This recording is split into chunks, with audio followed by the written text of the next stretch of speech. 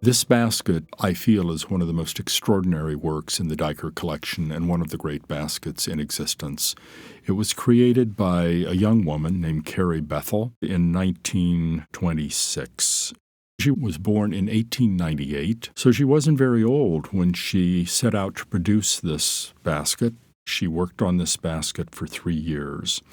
And her intent was to enter it in a competition. There were annual events at Yosemite Park called American Indian Field Days, and these were celebrations of Indian culture. They were geared towards the tourist trade, and they were very much a part of the revival and the interest in Native American basketry.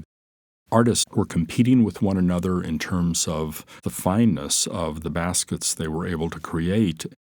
What this basket embodies for me is the most extraordinary relationship of structure, volumetric form, and two-dimensional design. A basket is essentially a textile. There is not a warp and a weft, but rather there are coils and there are stitches. Each coil is sewn to the next coil.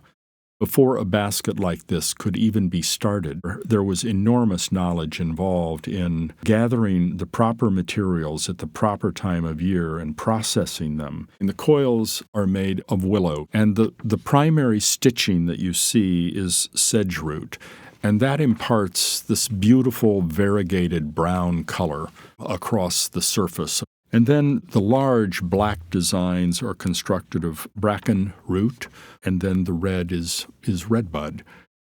This basket was created by the coil method, which means that she began at the bottom center, and she began to coil outward until she formed the base, and then she began to move her coils upward. Coil by coil, she began to create the design. So it's an act of mathematical precision. The outcome of this work is filled with a remarkable sense of tension. The quality of this basket was widely recognized. This won first place in the competition.